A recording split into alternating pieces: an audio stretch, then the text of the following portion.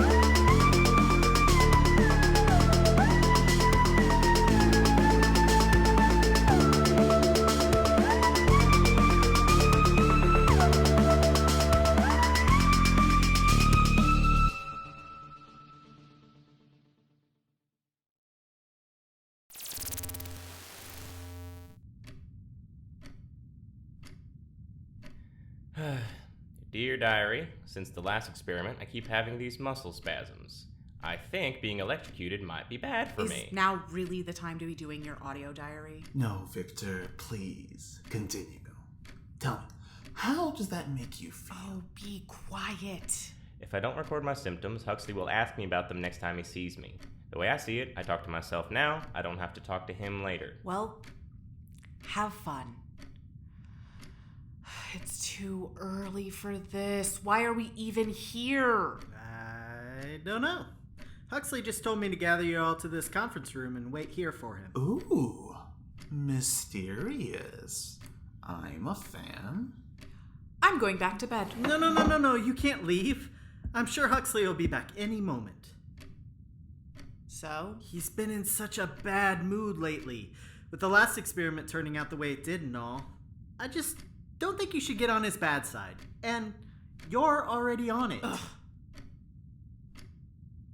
Jules, how does knowing you're on Huxley's bad side make you feel? How does it make you feel to know that you're on mine? I thought we were friends. Guys, please.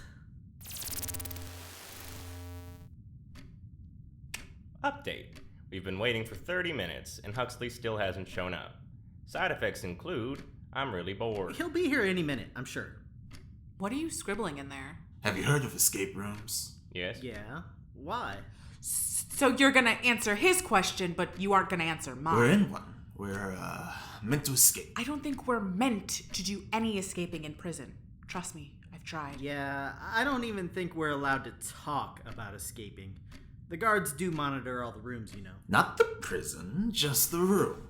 We're in an escape room. Now you mention it, there is kind of an irony to it.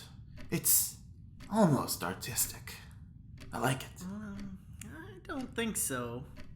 As much as I hate to agree with Warren, I think we would know if we were in an escape room. Try the door. No. Victor, try the door. It's Vic, and I'd rather not. Why not? What if it's, I don't know, electrified or something? Aren't you going to ask me? Would you try the door if I asked? Well... That's what I thought. Aren't you supposed to be the one in charge? Vic, he's basically just a secretary. Oh. I'm on equal standing with Huxley. But you're too scared to open a door. I'm not scared. You know what? I'll just open it. Happy? Greetings, everyone. There seems to be some technical difficulties with the doors in this sector. You'll need to manually put in the PIN code, which should be somewhere in the room per protocol for non-cell units. I realize that might take some time, so I'll be working in my lab on organizing some files. Meet me down here when you can. Good luck.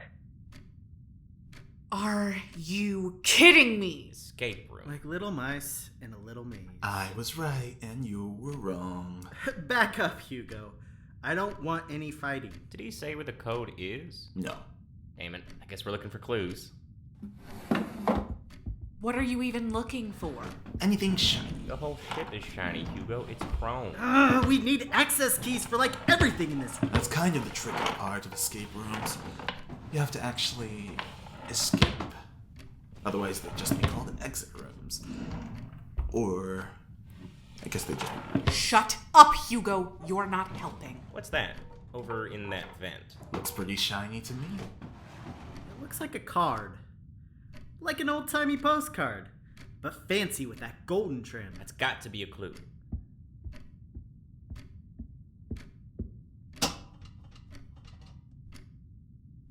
It's locked.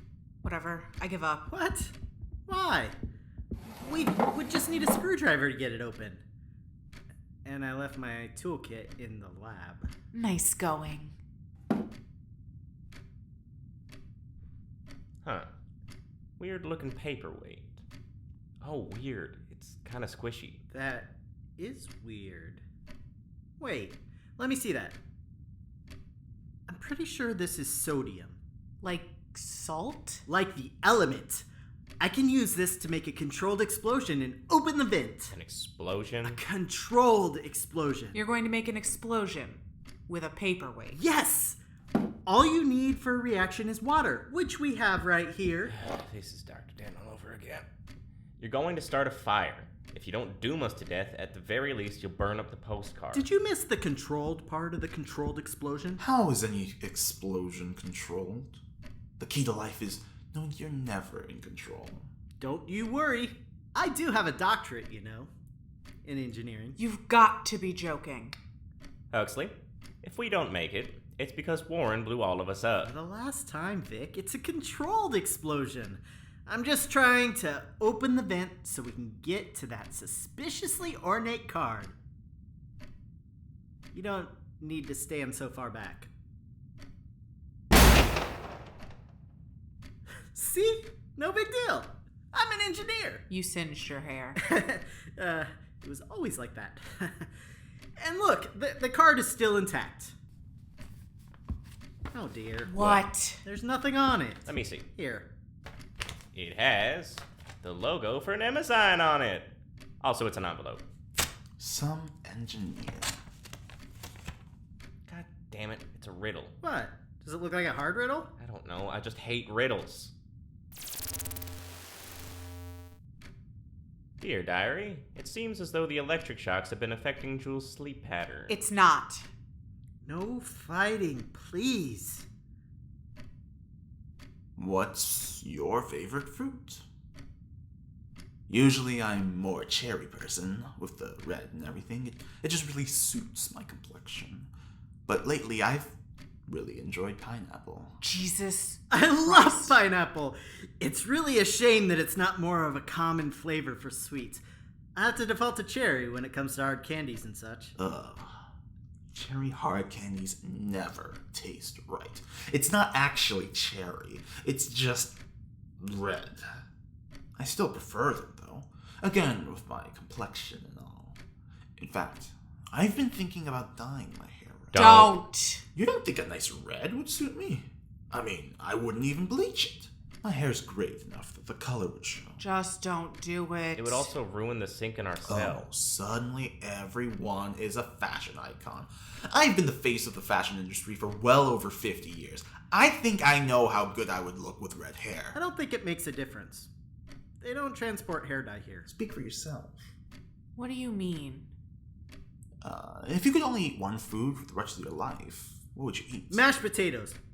Wait, no. Sweet corn. Chicken? What? It's a versatile food. Oh, I want to change mine to chicken. I would go with creamy lobster bisque. If there were vegetables in it, of course. Of course. When was the last time we had actual seafood? Not since I came to Mnemosyne. I would kill for some crawfish. Oh, it's been years since I've had so much as fish sticks. What are you all going on about? We had sushi just last week. Sure, it was a little basic, but it was better than fish sticks. How the hell did you get sushi? Jules, they're clearly joking. They are joking. right? No, they're not joking. Where would you have gotten sushi? I don't think even the guards get fresh seafood. I have connections. How do you get connections here? We're all prisoners. It's called having people skills, darling. Bite me. Come on, gang! Let's not fight. Huxley will be back any minute. Huxley can kiss my ass. How funny would it be if Huxley walked in just as you were saying that?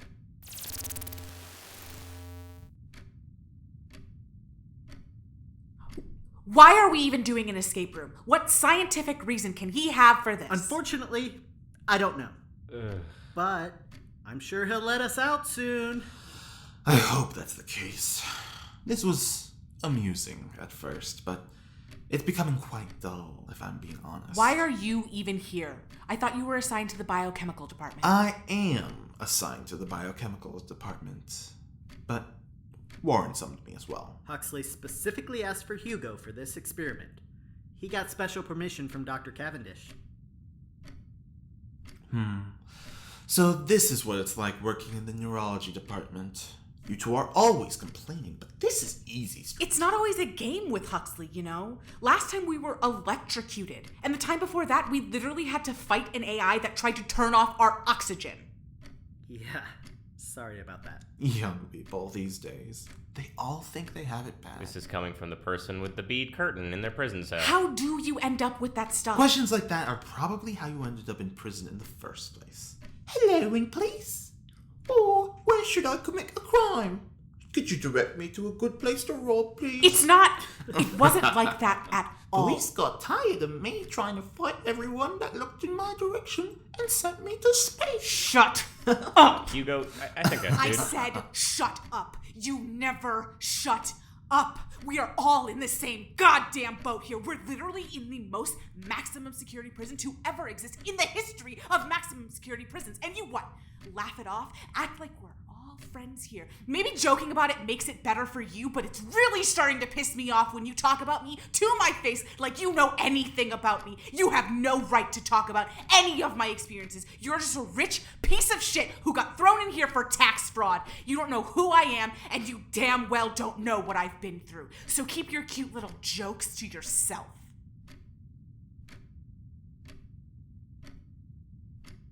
Damn. Could we not do this right now, please? Hugo, just apologize so we can figure out how to get out of here.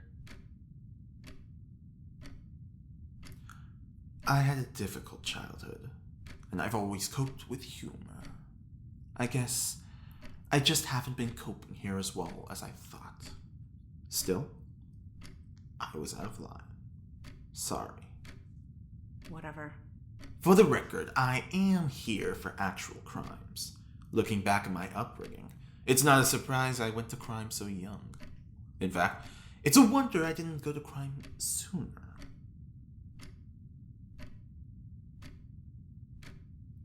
I guess I became a criminal pretty young too. Things were tough growing up. Oh, it had nothing to do with money. I was just something of a prodigy of a child. You know, child genius and all that. Like our dear Dr. Huxley. What? Oh, you didn't know? Oh, well. Anyway, I was perfectly imitating the works of the great Impressionists by the time I could count. Art forgery was a bit of a gateway crime for me. Uh-huh. However, I think I've paid my taxes exactly once. One can't claim theft and forgery as careers, now can they? Yeah, go figure. So, what's your deal? Me? Yeah, you. You haven't really talked about yourself at all, and you kind of talk a lot. Gee, thanks, Vic. And to be fair, it's not like you're the chattiest guy in the room either. Besides, I'm just trying to help you guys. You don't need to know my life. I promise. It's not all that interesting. I haven't thought about my childhood in a long time. I don't really like thinking about it. So, I try not to. Sorry. Oh, don't beat yourself up about it. You couldn't have known. I guess I guess the reason I'm here, here is... What the hell are you doing? Bonding. Hiya, boss! What's shaking? I have been waiting for you for the last 3 hours. We gave up. Yeah. We were sharing our feelings. You should join us. I don't think I will. What are you still doing here? Waiting for you, boss?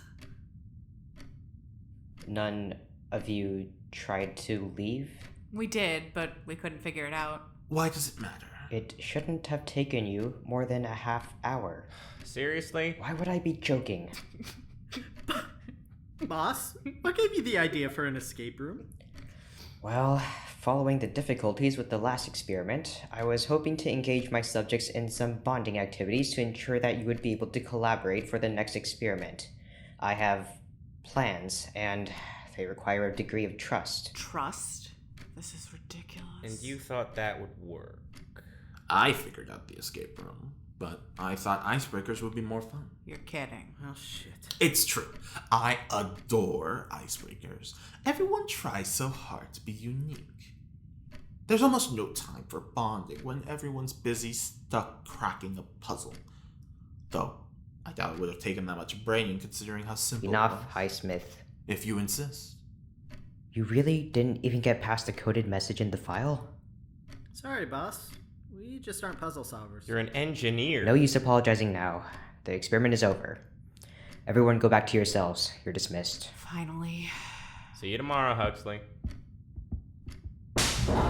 Huxley, darling, does this little event mean I'm part of your subject pool? Go. Alright, I'm leaving. But I'm sure we'll be seeing each other again.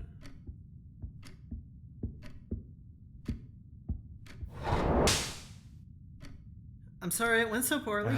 It's fine. Don't you worry, boss. The next experiment will be a success for sure. We're gaining momentum, and soon we'll be unstoppable.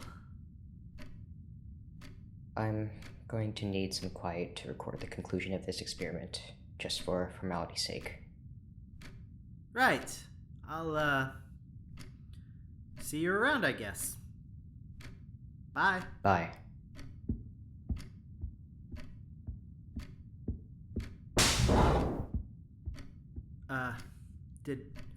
Did you want me to close the door? Yes, Dr. Cain, I wanted you to close the door. Obviously, I wanted you to close the door. Alrighty. Bye for real this time.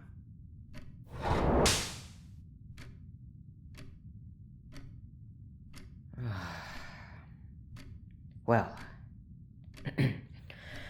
this experiment was a waste of time and resources, and given the circumstances, there isn't going to be an opportunity for another attempt.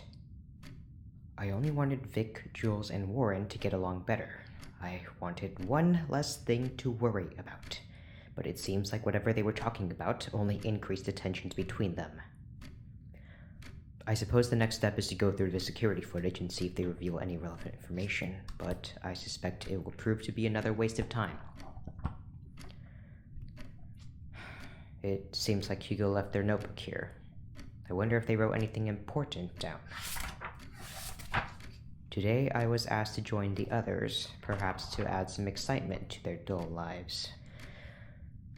The next 2 pages are Hugo going off on a tangent. Here we are. We were led into what appeared to be a conference room, but obviously it was an escape room. The door is rigged to play an automated message when anyone attempts to leave. If we look inside the vent, there will be a little postcard or envelope, but the vent is locked, so I think we'll need Warren to rig up a small explosive. There are materials in here. Hugo has written out the entirety of the escape room, including plot elements. They're written potential Jules Warren romance arc in the margins, which I think is the only thing they actually got wrong.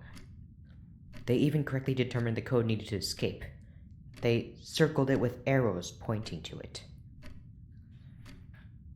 I might actually kill them.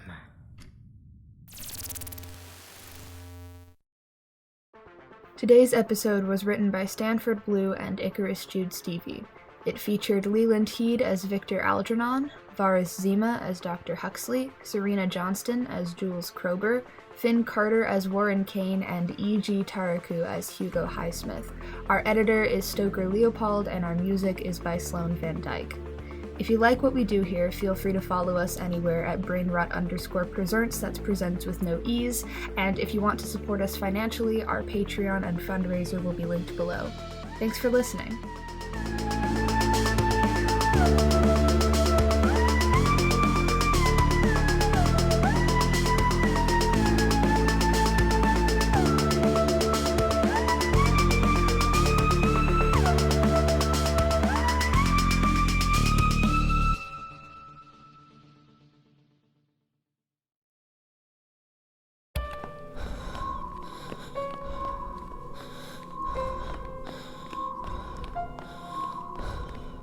Just, what is there to look at outside?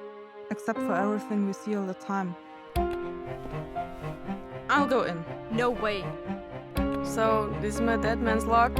What the? No, Hello?